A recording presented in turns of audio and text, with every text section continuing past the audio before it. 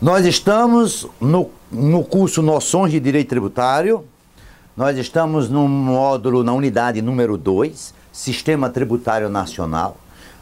Estudamos no vídeo anterior a competência tributária. Agora a gente adentra no estudo das limitações constitucionais ao poder de tributar. Temos que falar nisso porque nós estamos em um Estado democrático de direito. Estado democrático de direito, ele pressupõe que as relações entre as pessoas, as relações intersubjetivas, sejam contidas dentro de um quadro de legalidade. E demais disso, como se trata de um Estado democrático de direito, pressupõe também que as leis, para além da legalidade, elas se justifiquem pela legitimidade democrática. Muito bem. Então, esse Estado que detém o poder de tributar, ele sofre uma série de restrições no exercício desse poder de tributar. Existem restrições de várias ordens. Existem restrições que estão contidas na Constituição, são as limitações constitucionais do poder de tributar. Existem limitações que estão previstas em leis, são as limitações legais. E existem outras limitações de ordem meramente regulamentar. Esse estudo nosso agora é importante porque nós estaremos estudando as limitações constitucionais, as maiores limitações, as que condicionam todas as demais. Sim, então as limitações constitucionais ao poder tributar são as imunidades e os princípios. Em estudo, as imunidades. Pois bem, é preciso a gente compreender a fenomenologia da tributação. Ou seja, tudo começa na Constituição Federal. A Constituição Federal atribui competência tributária às entidades da Federação para que elas criem os seus respectivos tributos. A Constituição atribui competência tributária e essa competência tributária é exercitada através de uma lei. Essa lei vai escolher as situações tributáveis, porque o direito ele é seletor por natureza.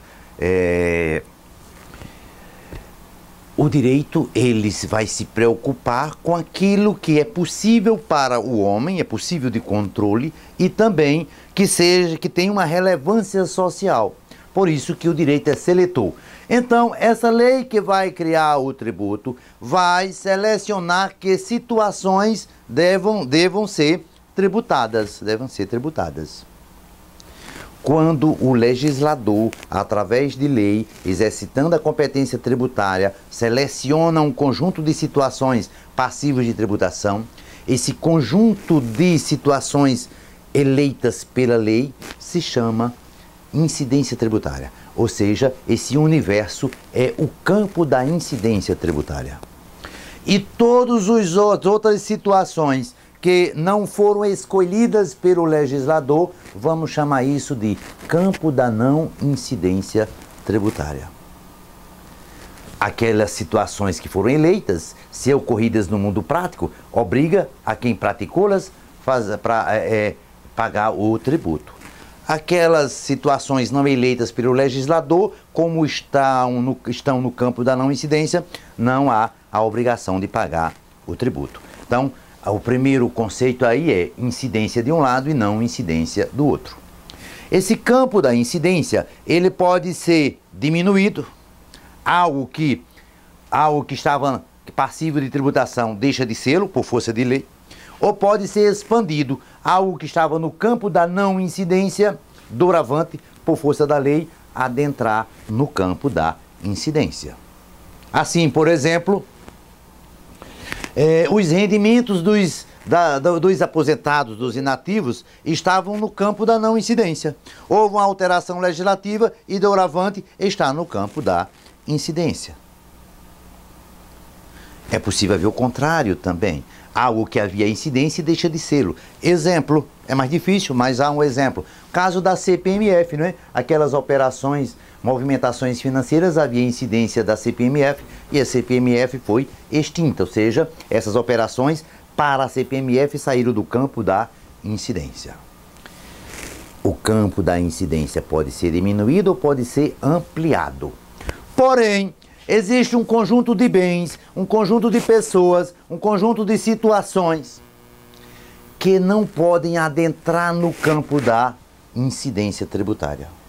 Um conjunto de bens, de pessoas e situações que o legislador não pode selecioná-los como passíveis de tributação. Esse conjunto de bens e de pessoas e de situações protegidas de tributação, porque não podem ser tributadas, e não podem ser tributadas porque a Constituição não permite, a doutrina chama de imunidades. Então, a imunidade está no campo da não incidência. Mas não é uma não incidência qualquer, não é uma simples não incidência simples, é uma não incidência especial. É por isso que Amílcar de Araújo Falcão definia as imunidades como a não incidência qualificada. Qualificada pela Constituição. Pela Constituição. A Constituição em nenhum momento fala nesse nome imunidade. Isso é construção da doutrina. Mas sempre que a Constituição estabelecer assim, não incide tal tributo sobre tal situação, isso é uma imunidade. A Constituição, por exemplo, diz, não incide o IPI nas exportações de produtos industrializados. Como é uma dispensa de tributo feita pela Constituição, se chama imunidade. A Constituição diz, não incide imposto territorial rural sobre as pequenas glebas de terras cuidadas pelo proprietário e sua família, nos termos da lei. Como é uma dispensa de tributo feita pela Constituição, isso é uma imunidade. Agora, existem outras maneiras em que não há o dever de pagar o tributo. Às vezes, é a lei quem dispensa o pagamento do tributo. Não falei na Constituição, falei na lei. Constituição superior à lei. A lei pode estabelecer assim, olha, fica isento de imposto de renda o aposentado, os rendimentos da aposentadoria, por aquela pessoa que seja portadora de determinada doença especificada em lei. A dispensa agora do imposto foi feita pela lei, não pela Constituição. Pois preste atenção, a dispensa feita pela lei de um tributo se chama isenção. E por favor, tenham cuidado que o nome é isenção e não isenção, não é? Do jeito que não é igual, nem igreja, nem idiota. É isenção. A isenção é, portanto, um instituto previsto pela lei, não pela Constituição. Não pela Constituição. Quando a Constituição dispensa, isso se chama imunidade. Então, quais são as diferenças fundamentais entre a isenção e a imunidade? Número 1, a imunidade vem da Constituição.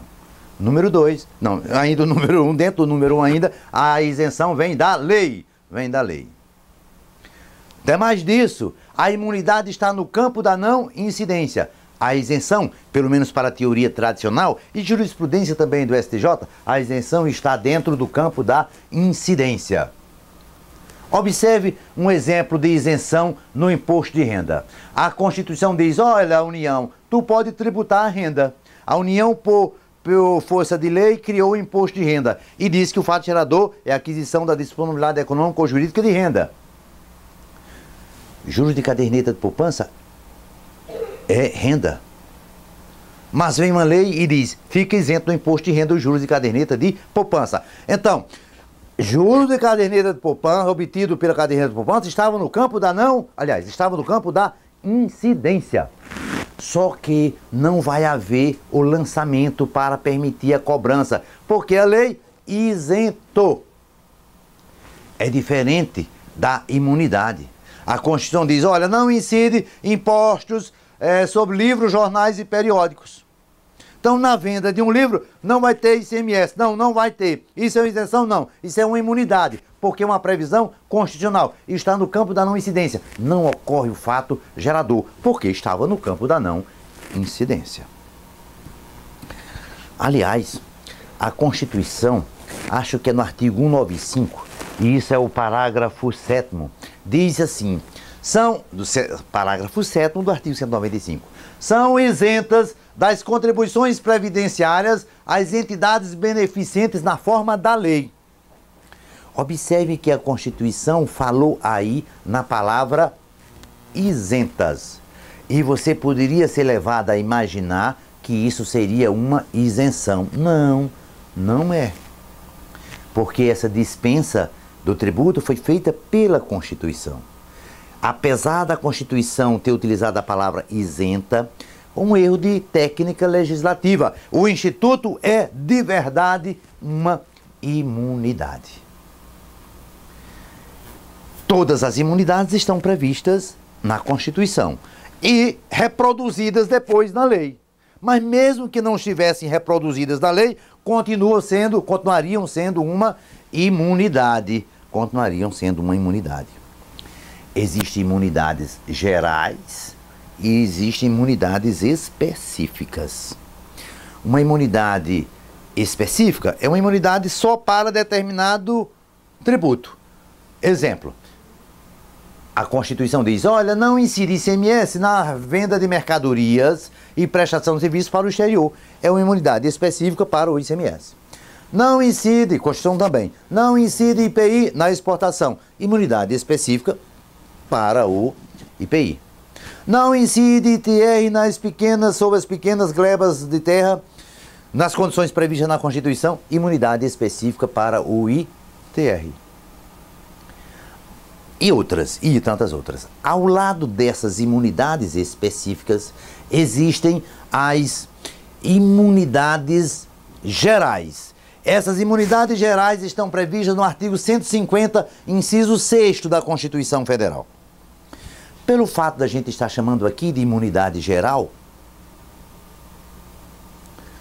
não significa que são para todos os tributos, não. Essas imunidades do artigo 150, elas são apenas imunidades no que se refere aos impostos. Imposto é tributo, mas não é taxa, mas não é contribuição de melhoria. Então essa imunidade geral do artigo 150 é apenas para os impostos e não para todos os impostos. Apenas sobre os impostos sobre o patrimônio, a renda e os serviços. A primeira imunidade prevista no artigo 150, inciso 6º, letra A, é a que diz, olha, é vedada, é proibida a União, os Estados, o município do Distrito Federal instituir impostos sobre patrimônio ou renda ou serviços uns dos outros. É a denominada imunidade recíproca. A União possui, é proprietário de imóveis urbanos? Sim, de muitos. Paga IPTU? Não. Por força da imunidade recíproca. O município aufere renda? Aufere. Paga imposto de renda? Não. Por força da imunidade recíproca. Essa imunidade recíproca, ela é extensiva às autarquias e às fundações públicas.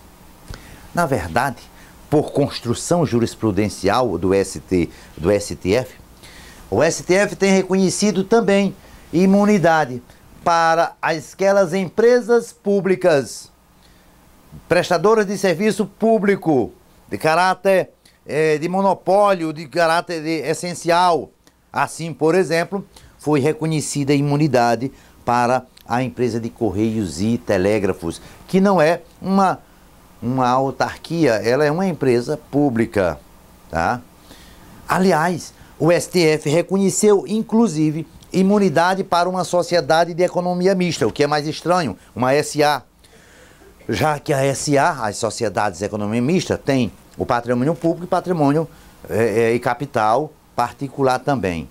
Mas foi o caso de uma companhia de água e de esgoto do estado de São Paulo, que 99% do capital é do estado, é apenas 1% que pertence aos particulares, e o STF reconheceu essa imunidade. Então, uma importante imunidade é essa imunidade dos impostos sobre o patrimônio, renda e serviços uns do outro.